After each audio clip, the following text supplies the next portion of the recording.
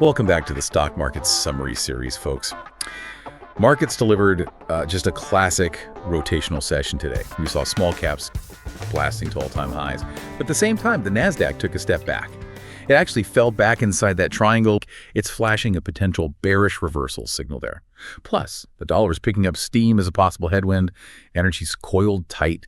And we've got a massive data dump tomorrow that could really shake things up. So before we jump in, just a quick reminder, none of this is buying or selling advice. We're just, calling what we see in the charts. That's right. And that rotation narrative, it's undeniable when you just look at the scoreboard. The broader S&P, the SPY, was essentially flat. But under the surface, totally different stories. We had the DIA, the industrials, up about 0.5%. But the tech-heavy QQQ snipped over 0.5%. And the real eye-opener was the IWM. Small caps. Small caps, yeah. Rocketing up over 1% to fresh all-time highs. Okay, so let's unpack that. That QQQ versus IWM dynamic, because that's where it gets really interesting. The NASDAQ, which has been the market's engine, basically gave back all its momentum. It fell right back into that restrictive pattern. A bearish death hook, you could almost call it.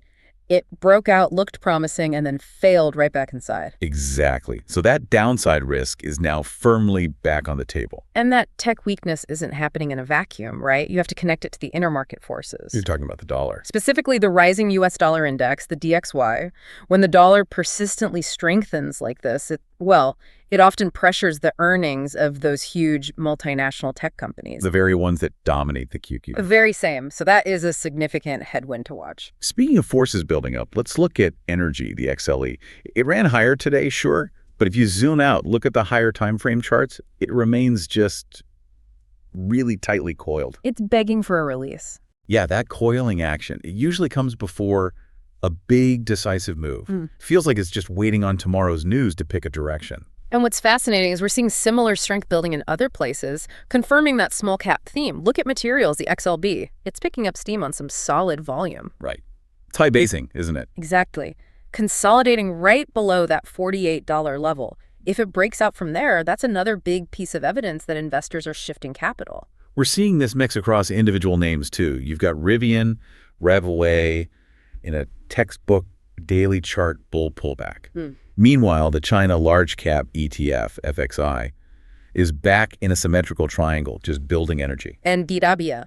Alibaba is in a falling wedge on its daily chart. It closed just below the resistance trend line today, really teasing a break. Navigating a market like this with breakouts here and bearish setups there, it really requires ironclad risk protocols. Pattern recognition is key. Absolutely. And those are the techniques, like how to manage your exposure, that we teach in depth in the Grok Trade Mentorship program.